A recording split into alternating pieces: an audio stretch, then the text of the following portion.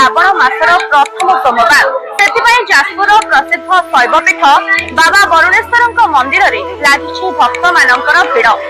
ଏହି ଭକ୍ତମାନଙ୍କ ଭାବଭକ୍ତିରମୟ ପରିବେଶ ଭିତରେ ଦେଖିବାକୁ ମିଳିଛି ଏକ ସୁନ୍ଦର ଦୃଶ୍ୟ। ବାବା ବରୁଣେଶ୍ୱରଙ୍କର ଛୋଟ ଛୋଟ ଭକ୍ତମାନଙ୍କର ଭିଡ଼ ଜମିଛି।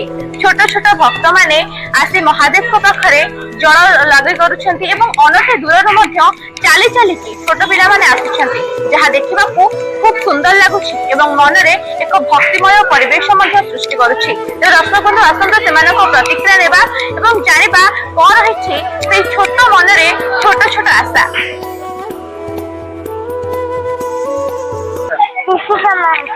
ଆଜି କୁଆଡେ ଆସିଥିଲ? କଣ ପାଇଁ? ମାମା କହିଲେ ପାଣି ଢାଳିବ। ଆଉ କଣ ଖାଇଛୁ ଆଜି? ଆଜି କିଛି ଖାଇନି। କିଛି ଖାଇନା? ଆଜି ଉପବାସ?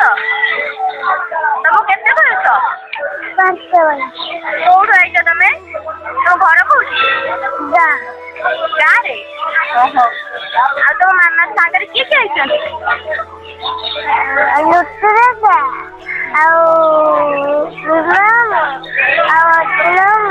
ଠାକୁରଙ୍କୁ କଣ ମାଗିଲ? ଭଲ ପାଠ ମାମାକୁ ଭଲ ପାଠ ତମ ନାଁ କଣ? ମୋ ନାଁ ବୈଷ୍ଣବୀ ନାୟକ। ତମ ଘର କୋଉଠି? ମାମ ଘର କପାସ। ଏତେ ବାଟ ଚାଲିକି ଆଇଛ?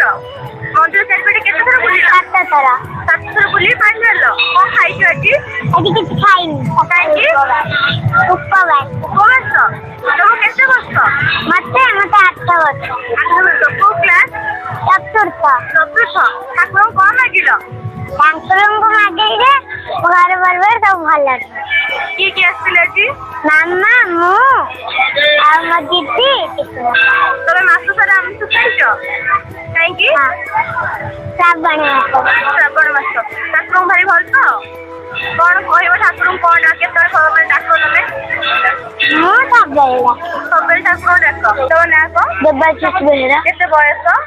10। କୋଉଠୁ ଆସିଛ? କେତେ ବାଟ ଆସିଛ? କଣ ପାଇଁ? ପାଣି ଢାଳିବା ପାଇଁ। କେତେ ବାଟ ଆସିଲଣି? ଚାଲିକି ଆଇଛ? ଚାଲି। ଆଜି କଣ ଖାଇଛ? କିଛି ନୁହଁ। ଉପବାସ। ମାସ ସାରା କଣ ଖାଅ? ଆଇଁଷ ମାସ ସାରା ଖାଉନା, ସାଧା। ସାଧା ଖାଇକି ଆସିଛ। ଠାକୁରଙ୍କୁ କଣ ମାଗିଲ? ଭଲ ପାଠ